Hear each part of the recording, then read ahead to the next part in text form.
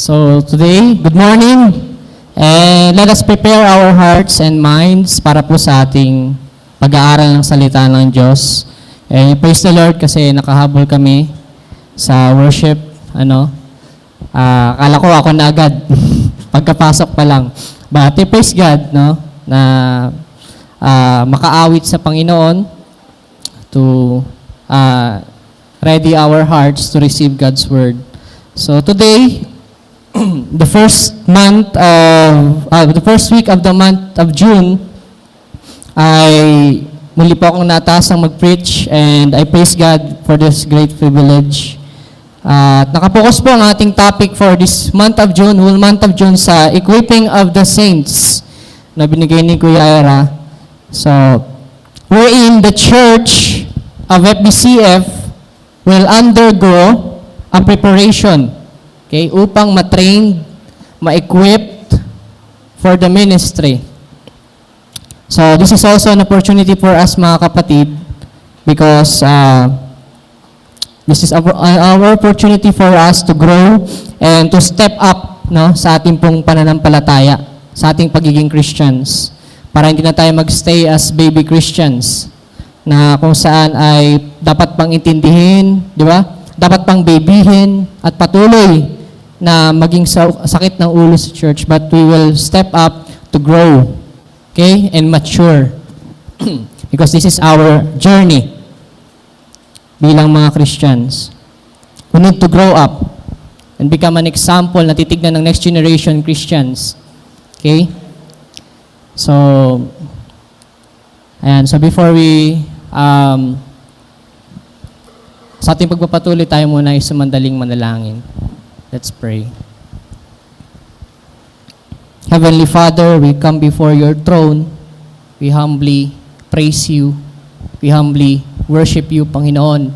And tinataas po namin ang inyong dakilang pangalan.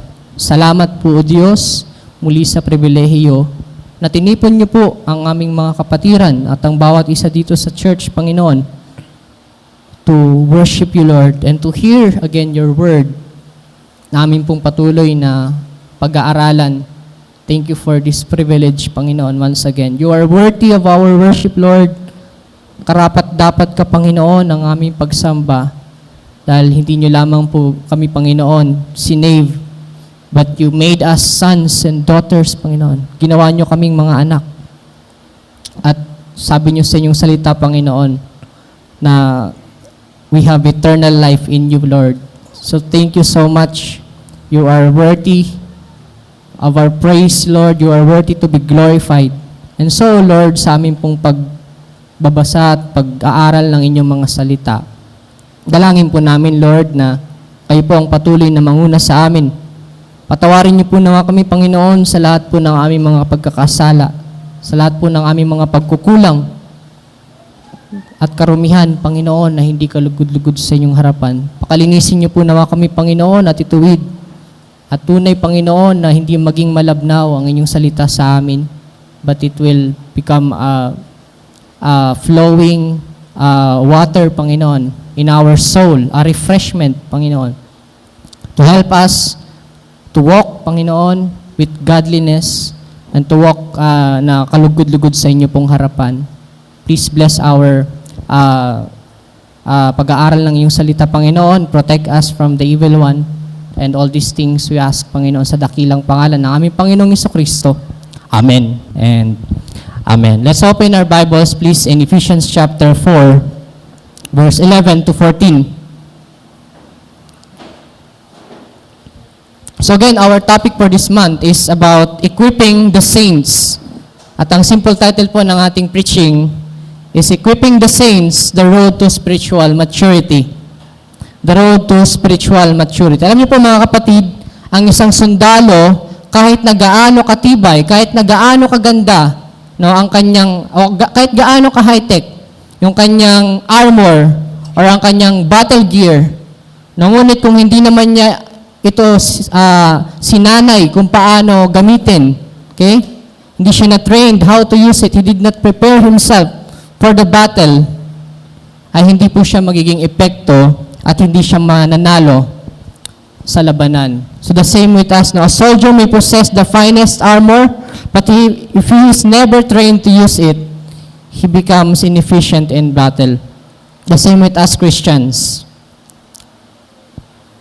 Marami pong mga Christians today dumadalo sa church, no, ng faithfully, and that's a good thing. That's a good thing. Na palagi silang dumadalo sa church faithfully, but the bad thing here is nananatili pa rin hindi ganap na lumalago ang mga Kristiyano sa pananampalataya. Okay? And it is because walang wastong nagsasanay or naghahanda sa kanila for the ministry. They remain spiritually immature because they have not been properly equipped for the ministry. So that's why napakaganda ng topic po natin. This is very important sa church for us to grow mature and also para maprotektahan sa mga false doctrines. Okay, equipping the saints. At hindi po nilayon ng Panginoon or di niya niloob na tayo po ay patuloy na manatiling sanggol sa pananampalataya. He wants us to grow. Okay? And that is important. So here's our preaching idea. Christ equipped His church through gifted leaders so that believers may be equipped for the ministry, mature and stand firmly in the truth. So Christ equipped His church through gifted leaders so that believers may be equipped for the ministry, matured, and stand firmly in truth. So dito po sa ating, ang context po ng ating pag-aaralang passage sa Ephesians, it is written by Apostle Paul para sa mga believers sa Efeso. And nakapokus po ang Ephesians sa mystery of the church.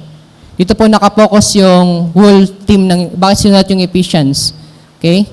To know the mystery of the church. So, ipanaliwanag po ni Paul dito sa book of Ephesians kung ano ang itsura ng isang church. Okay? What does the church look like? Ayun po ang, kung babasahin natin yung whole book of Ephesians. And Apostle Paul described the church by many ways, no?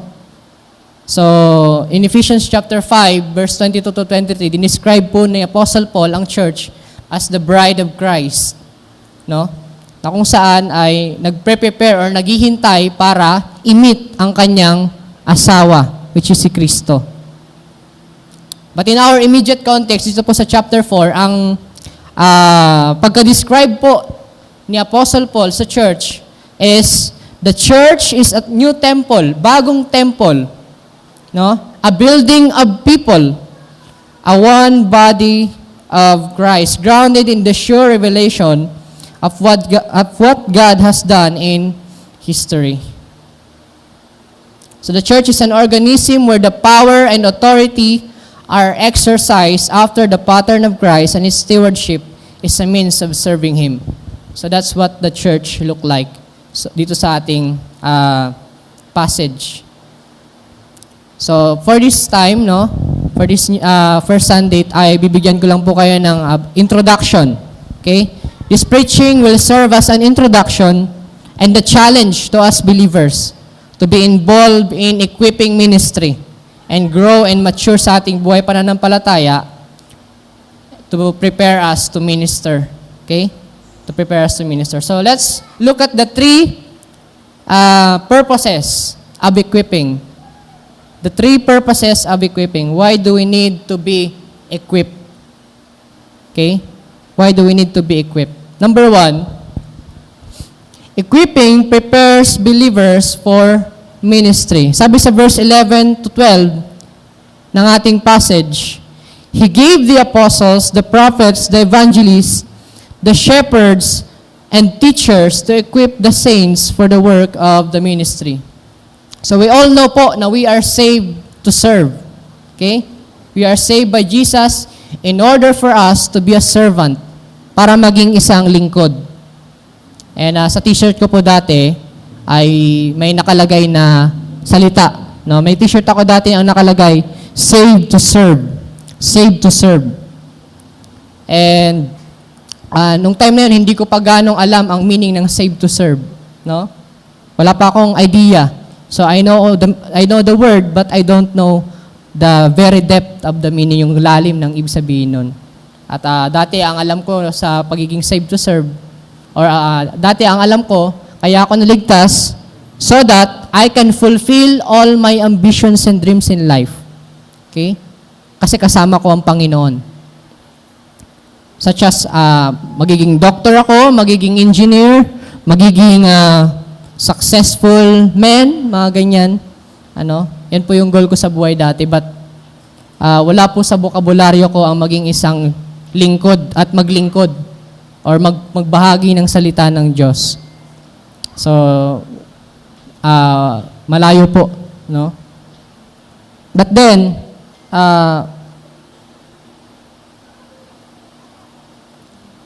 and that is because, nung time na yon, hindi po ako ganun kagaling magsalita, di ba? Natatakot po ako sa mga tao, na, especially sa umarap sa harapan para magbigay ng kung ano man. Nabablangko yung utak ko, na stutter, na bubulol ako. But then, I don't know how to speak publicly. No? But as time goes on sa aking buhay, patuloy na pagbabasa ng salita ng Diyos, because I want to know my Savior, okay?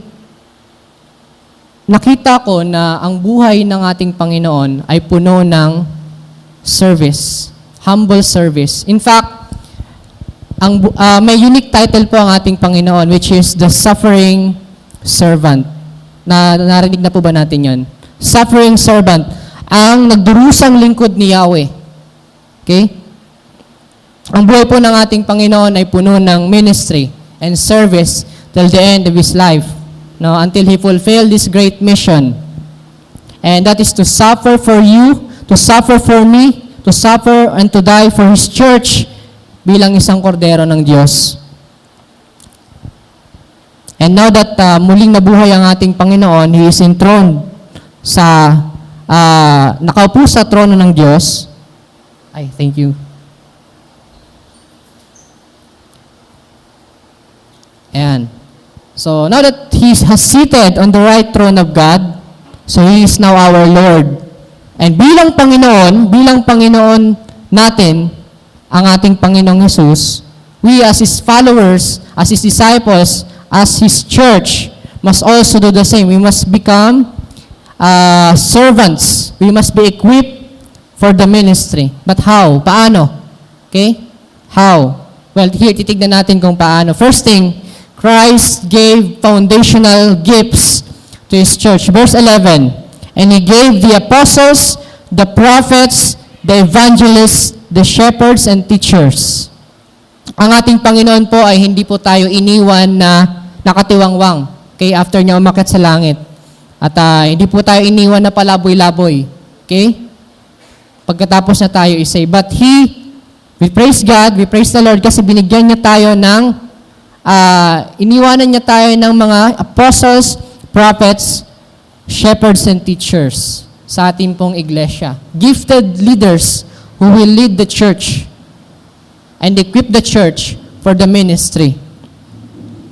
So, bigyan po natin, first thing, hindi po tayo gaano dito magpo-focus sa apostles and prophets, but bigyan po natin ng linaw kung ano ba ang ibig sabihin nito.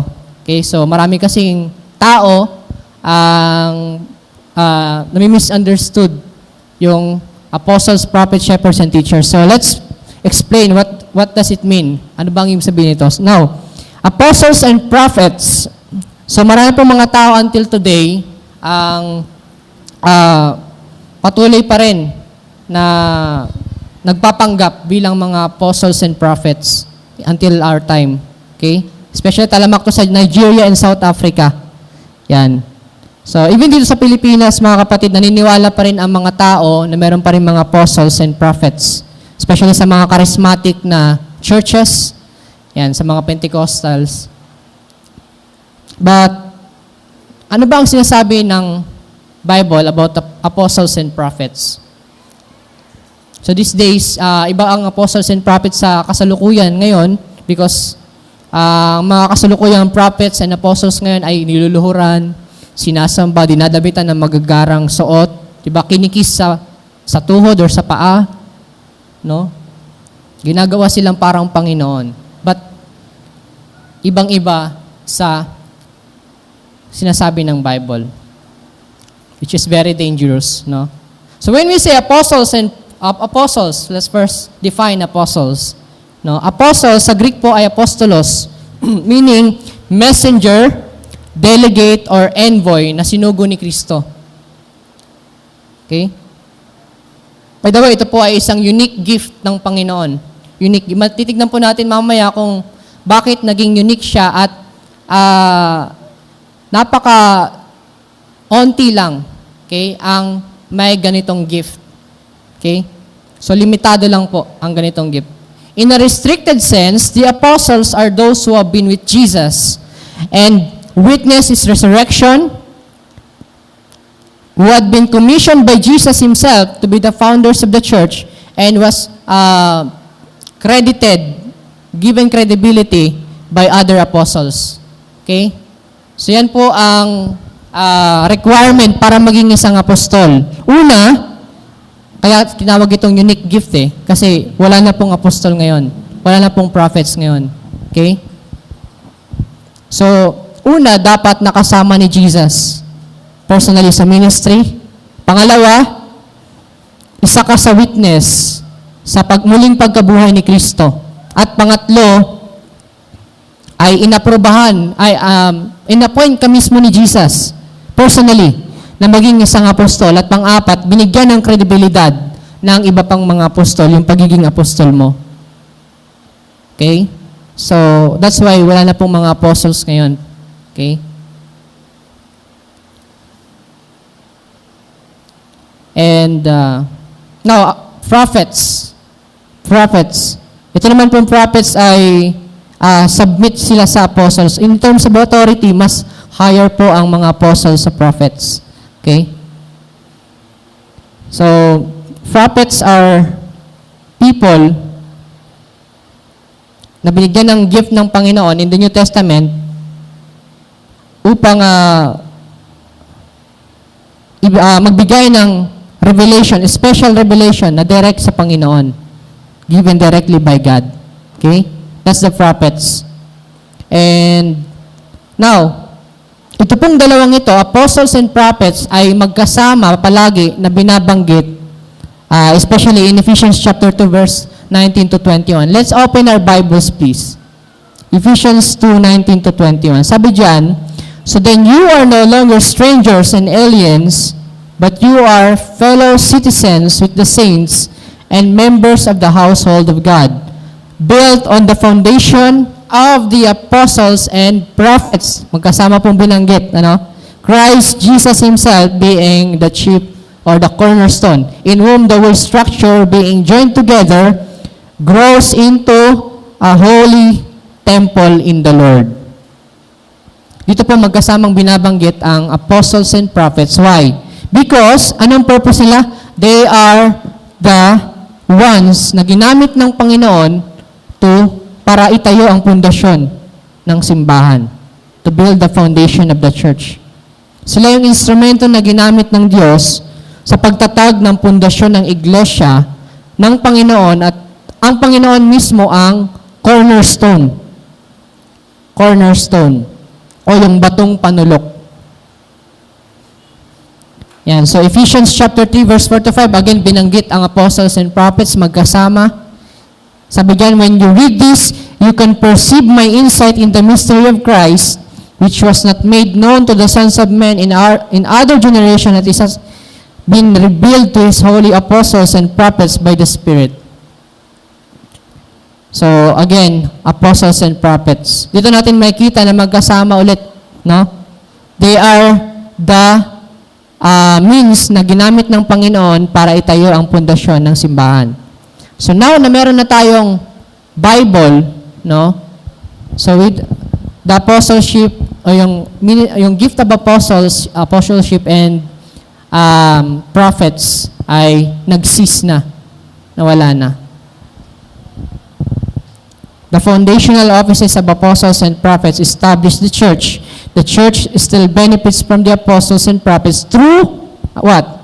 Inspired writing. recorded in the New Testament. Yan. So, hindi po tayo gaano focus dito sa mga apostles, prophets, evangelists, teachers, but I want to give you the brief na explanation about sa gift na ito. Now, evangelist. Yan, kapangalan ni mga evangelist. So, evangelists are people specially gifted to proclaim the gospel. No? Proclaim the gospel. Let us be clear, mga kapatid. All of us here had the capacity and privilege. Pinagkalooban tayo ng pribilehiyo at ng ability by God to proclaim the gospel. Okay? To proclaim the gospel. Because we know it and we receive it. Ngunit, may ilang mga mananampalataya, okay, na natatangi, na ginamit ng Panginoon upang maglakbay sa bundok, tumawid sa karagatan, marating ang pinakamalayo at liblib na bahagi ng daigdig just to reach the lost soul. And maaari, may mga ganito na gift sa atin, evangelist, gifted people in proclaiming the gospel. Okay. Now, shepherds and teachers, the ongoing equipping ministry today is primarily carried out through pastors and teachers who teach the apostolic word already given in Scripture to shepherds and instruct God's flock. Sabi sa 1 Peter chapter 5 verse 2. So shepherds and teachers, parehas lang po yan. One person lang yan. If you're a shepherd, you know how to teach. You know how to teach. Okay? So these two gifts ay pinag-isa lang. And pastors are the instrument God uses para alagaan, pakainin, at gabayan ang kanyang simbahan. At mga kapatid, hindi po tayo mag-focus ng sobra dito. And now, let's move on. What is the purpose why the Lord gave these gifts? No? Apostles, prophets, shepherds, and teachers. Why? So, the Lord gave these gifts to equip believers, us, for the work of the ministry. Now, let's move on. Every believer is called to serve. Every believer is called to serve. Verse 12, to equip the saints for the work of the ministry. Ang ministry po ay hindi lamang po naka-reserve sa pastor. Okay? Alone. Every believer has been given gift by God for service. For service. And the role, ang role po ng pastor is to train and equip the believers para mahanap nila ang kanilang gift, okay, that will be used for the ministry. For the ministry. Ang nakakalungkot lang po, sa mga sa church is kadalasan ay isa lang po ang kumikilos, dalawa, or mostly pastor. And anong nangyayari? Napaparalisado ang church. Hindi nag-grow, hindi nag-mature because onti lang yung kumikilos. That's why hindi po nagkataon, mga kapatid, na nilagay tayong lahat dito sa church. You and I, FBCF, hindi po nagkataon na you are here today. You have a purpose, no? God has given you gift so that you can minister. And katulad sa Book of Acts, Acts chapter 6 verse 1 to 7. Let's open our Bibles and let us tignan po natin yung biblical illustration. So dito po sa Acts chapter 6, the apostles equip others to serve so that the ministry could expand. Okay? So meron pong mga widows na napapabayaan dito sa early church. Okay? Napapabayaan sila at hindi na po sila nabibigyan ng distribution, ng pagkain, ng care. So what happened? Anong ginawa ng mga apostol? The apostles appoint 7 men. Okay? Pumili sila ng 7 lalaki na may magagandang reputasyon, puspos ng banal na spirito at karunungan sa salita ng Diyos. At trinain ng mga apostles ito, in-equip at sinabak sa ministry to serve the widows. At ano nangyari? Verse 7, kung babasahin natin, Acts chapter 6, verse 7, sabi dito, "And the word of God continued to increase, and the number of the disciples multiplied greatly in Jerusalem, and a great many of the priests became obedient to the faith." The church grows, yung number nag-increase, at maraming nag-mature. By the way, isa po sa 7 lalaki na ito, one of my favorite character in the Bible is Stephen. Stephen, okay? So, he's one of the men na kung saan nangalaga sa mga widows. At pag-ministry, ang buong katapangan nagsishare rin ng gospel. Even sa mga leaders ng matataas na mga tao, okay? Ang tungkulin sa lipunan. At ang nakakalungkot lang, mga kapatid, is kadalasan ay mga leaders or mga pastors minsan ang problem sa church. They don't do this. They don't equip the saints. And they are so focused sa pagpaparami ng attendance, by entertainment and other activities, especially sa mga mega church, di ba? Mga trendy at mga worldly. They are so focused sa pagpaparami ng pera. They are so focused and so distracted on other things and many more. Kaya what happened? Ano nangyayari? Napapabayaan at namamalnourish. Okay? At nagkakamatay na pala yung members because of this. But also, one of the problems is the members itself. Church itself, sobrang tigas ng ulo. Andiyan na lahat, equipping ministry, Andiyan na lahat and so on, pero anong ginagawa pa rin nila? They're so focused on their old status sa kanilang buhay rather than their new life in Christ. Okay? Their new life in Christ.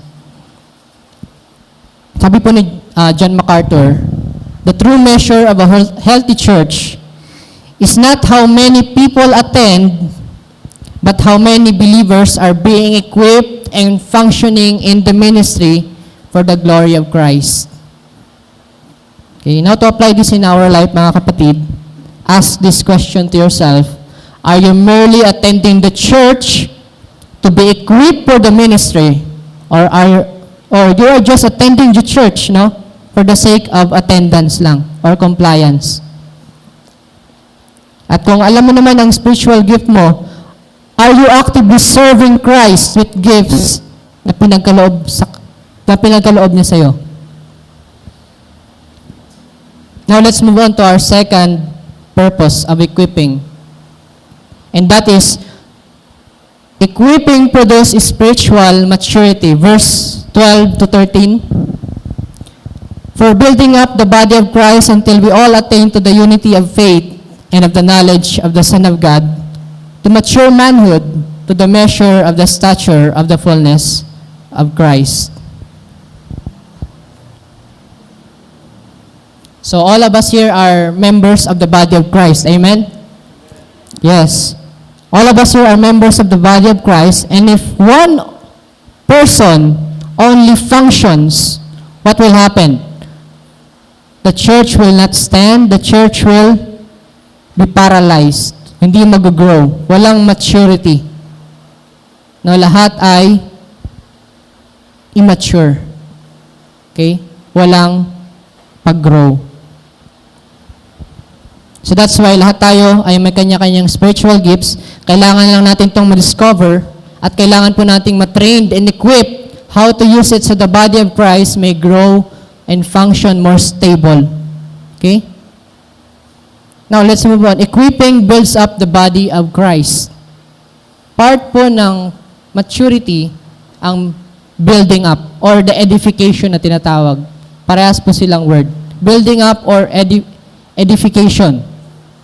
Sabihan, for the building up of the body of Christ. And the goal here is not simply activity, but edification. As believers, serve one another, the church grows stronger. No? Ang church po, ang simbahan ay describe ng Panginoon sa Ephesians as the body of Christ. Katawan. All parts are affected kapag may isang nawala or may isang nanghina. The church will, the body will grow. Makakaramdam ng sakit. Okay? In 1 Corinthians chapter 12, verse 12 to 27 ay binigay ang example about how the body works. Okay? Being the body of Christ. Every part contributes to the health and growth of the whole body. Of the whole body. So we are the body of Christ. Di ba? Ayun din yung kanta natin nung naalala ko tuloy nung naligo tayo at nag-family bonding ba yun? So we sing the song, we are the body of Christ. We bring this love to the world. We are together. Di ba? We do it with cooperation. So each one of us are the body of Christ. So remain, stay, and continue to be involved sa mga gawain, mga kapatid. Now, equipping also not only build the body of Christ, but also for the benefit of each member. As we are equipped and as we are built, ay nagmamature ang isang Kristiyano, ang church. Okay? Equipping leads to Christ-like maturity. Verse 13, until we all attain to the unity of the faith and of the knowledge of the Son of God to mature manhood, the measure of the stature of the fullness of Christ. Ano po isang kagalakan sa isang magulang ang makita niya ang kanyang anak na hindi suwail at hindi pumangmang sa mga bagay. We train our children, we teach them, we nourish them, we discipline them for them to grow up, mature, and walk with wisdom and stature as a grown adult. Ang cute po tignan kapag ang bata ay hawak-hawak ang kanyang nanay na tumatawid sa daan. Okay? So, or batang babae or batang lalaki. Pero ang sagwa tignan, no? Kapag nakita mo 20 years old, 30, 40 ay hawak pa rin ng nanay at tumatawid sa kalsada. So there must be a problem. Pag ganun, there must be a problem. There's something wrong. So marami po sa atin, we are already matagal na sa faith, sa pananampalataya, and we still act like a baby. No? We do things like a baby. We do childish things. At binibaby pa din. Iniintindi pa din. No? Now, I know na di po pare-parehas yung ating spiritual growth sa church. But the main factor kaya hindi po tayo nag-grow is number one, hindi po tayo nagpo-focus na basahin ng maigi ang Bible at patuloy na ipamuhay ito sa ating mga buhay. And lastly, they fail to attend equipping ministry. Okay? So, I praise God kasi nung na-save ako, one of the first thing na ginawa ko, kasi on fire ako no? One of the first thing na ginawa ko is I read the Bible. I read the Bible at andun yung hunger and thirst ko na malaman ang aking tagapagligtas at makita kung sino siya and how I can live my life in the presence of my Savior. Okay? So, ayun po rin yung advice ko sa mga new believer. No, alam ko po, on fire kayo. So, if you are a new believer and you are on fire, the first thing that you must do is read the Bible. Study it. No? Be hungry for the Word. Read it until makikita nyo na lang na matatapos na niya ang Bible. Sa sobrang pagka-enjoy. Nakaka-enjoy po basahin ng Bible. Sa umpisa lang, hindi ganun ka enjoy. No? Kasi tayo ay na-expose sa mga entertainments ng mundong ito. And parang nakakaumay, no? Nabasahin ng Bible. Because we are already saturated by what? By the world, by entertainments, by medias. No? That's why when we move on and we read the Word, ay hindi po gusto ng katawan natin. Hindi gusto ng katawan natin. Mas gusto natin yung mga bagay na nagbibigay sa atin ng sobrang dopamine. Okay? Stimulations. But then, as you read and study the Word, you saturate your mind all day long. Ano nangyayari? You begin to enjoy it. You begin to hunger for it. No? Until na malaman nyo, natatapos nyo na, Revelation. So read it. And lastly, don't miss out equipping ministry. Don't miss out equipping ministry. Because this is, ang inaalok talaga ng simbahan. We praise God because meron tayong ganitong bagay, equipping ministry for us to be equipped and grow sa ating pong pananampalataya. And that is, ang goal po dito is, at na-emphasize ni Apostle Paul, of mature manhood, ay the measure of the stature of the fullness of Christ. Okay? The measure, to attain the measure of the stature of the fullness of Christ. Ang isa pong mature na lalaki o babae sa pananampalataya ay yaong nagkakaroon ng kaisipan ni Kristo or tinatawag na the mind of Christ. Okay? You develop what we call the mind of Christ at namumuhay ka ayon sa karakter at katangian ng ating Panginoon. Ang tinatawag na the stature of the fullness of Christ. Sabi po ni Charles Spurgeon, the Lord does not want us to remain children in grace. He would have us become men or women in Christ. No? Men or women in Christ. So, examine yourself. Am I still a baby Christian? Ako ba ay isang baby Christian pa rin? Or am I embarking on a journey of maturehood? Okay? So to apply this in our life, spiritual maturity does not happen automatically, and we know it. It comes through faithful teaching, discipleship, obedience, and service. Kaya magpaturo ka, kapatid, Andito na po si Pastor Milbray and maraming mga leaders in church na mature in faith. So, be involved in equipping ministry. And lastly, number 3, equipping protects believers from error.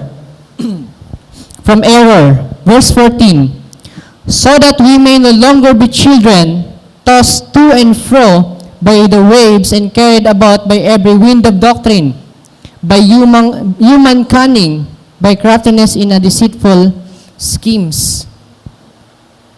Yan. Alam mo po mga kapatid, napakadelikado na in our time kasi meron na po tayong social media and marami na po nangangalat ng mga maling false doctrine sa social media.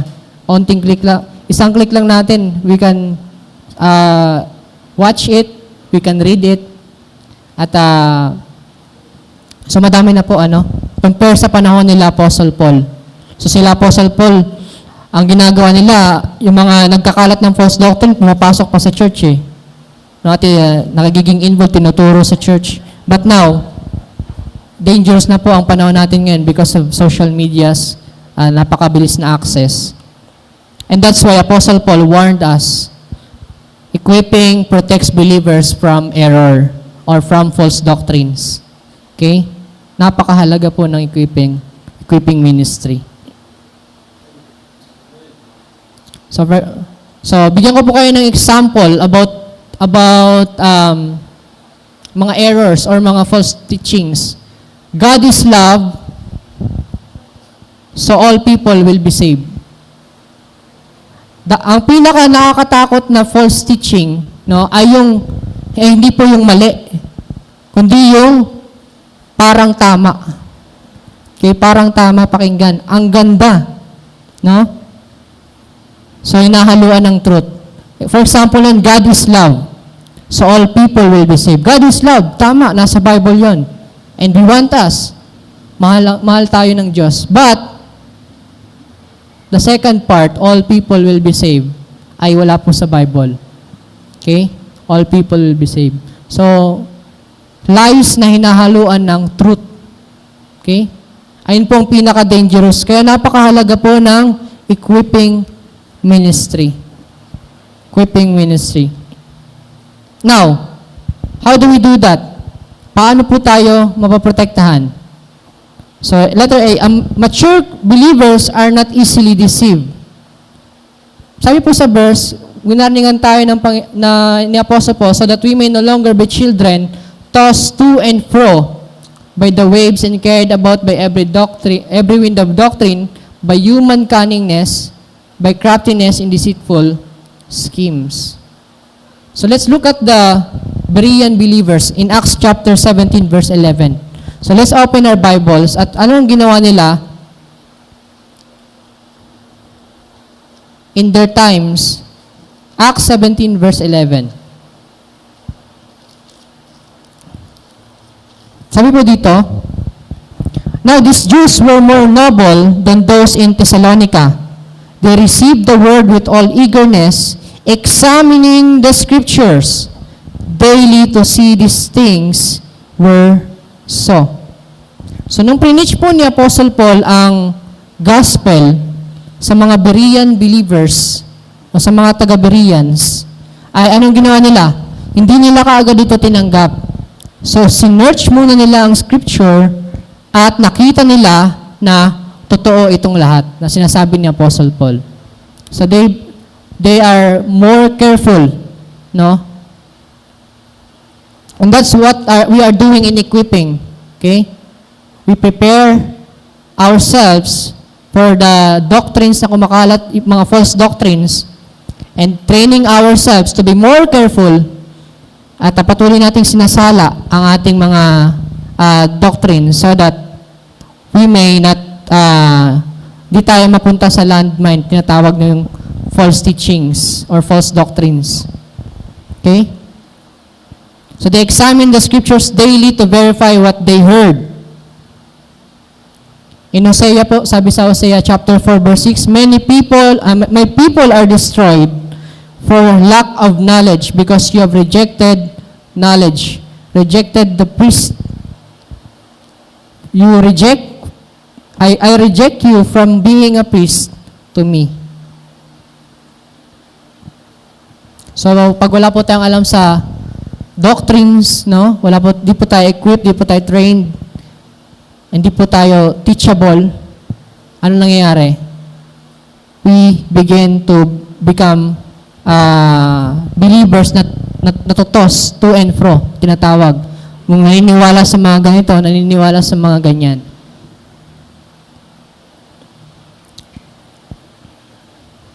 So, mabilis tayong mag-a-agree na lang without examining the scriptures. And because of that, sabi sa Hosea, my people are destroyed for lack of knowledge. Letter B, sound doctrine produce stability. Produce stability. Those grounded in biblical truth can recognize false teaching and remain steadfast. You will remain. Kapag ikaw daw at ako ay biblically na ground sa katotohanan, no? We can, hindi po tayo basta-basta madadala ng mga false doctrines or emotional doctrines. Okay? Na ibabato sa atin. But we know the truth and hindi ka mag-waver. But you will stand for the truth. And ito rin po ang ginagawa natin. That's why we are equipping the saints. So that we will be able to stand kung ano ba ang katotohanan. At hindi po tayo basta-basta magpapadala sa emotions. Okay? Sa kung ano man.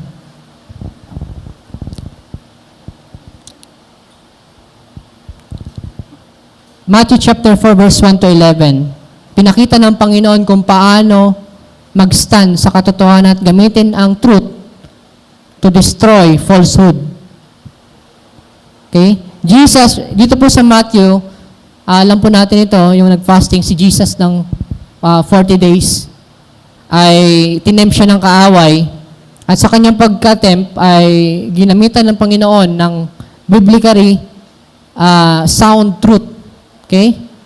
Si Satan para labanan ang anumang mga lies na gusto sabihin ni Satan sa kanya.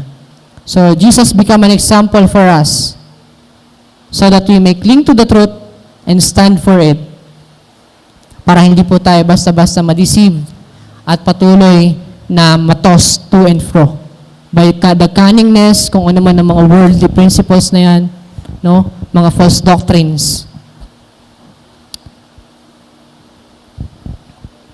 Sabi po ni Charles Spurgeon, spiritual maturity, ang ganda po nito, requires discernment.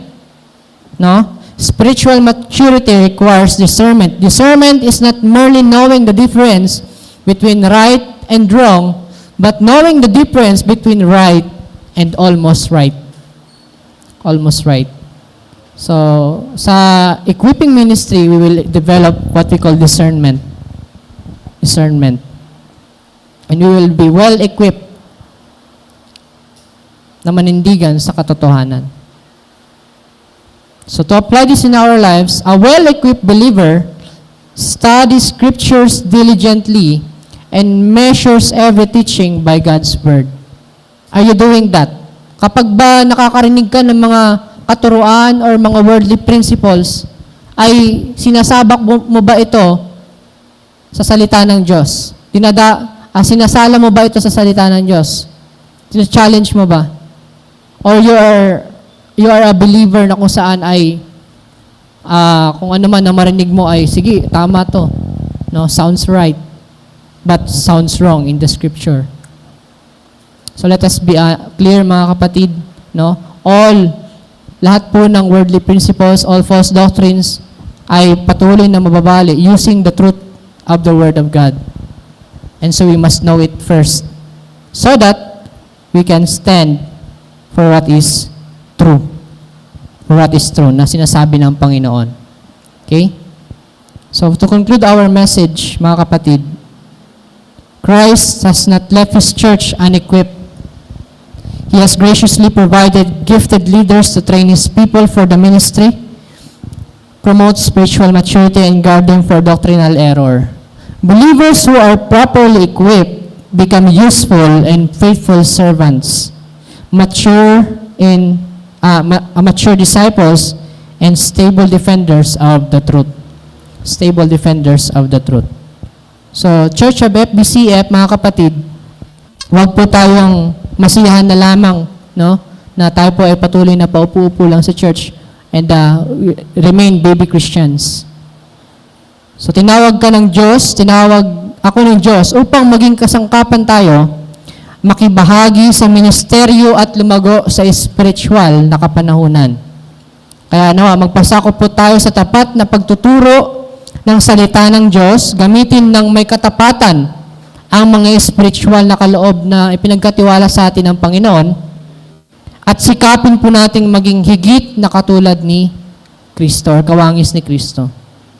Dahil kapag ang bawat mananampalataya po ay nagiging kasangkapan, at naglilingkod ayon sa layunin ng Diyos, ang buong iglesia po ay napapalakas, napapatatag, at si Kristo po ay naluluwalhati. Tayo po ay manalangin. O aming dakilang Diyos, makapangyarihan at kataas-taasan sa lahat, kami po, Ama, ay nagpapasalamat sa inyo ng aking mga kapatiran na binigyang linaw niyo po sa amin, Lord, kung gaano kahalaga ang pagiging equipped and trained to minister, Panginoon.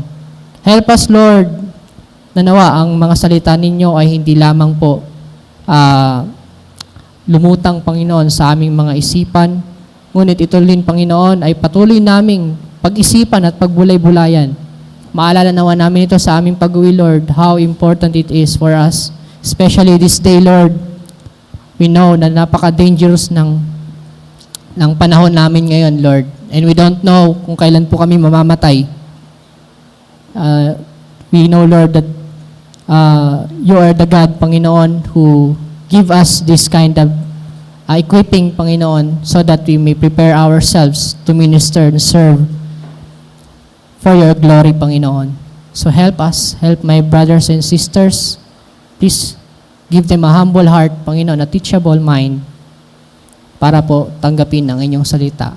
Ito pong lahat, Ama, ay aming panalangin, tinataas niya sa dakilang pangalan ng aming Panginoong Kristo. Amen and Amen.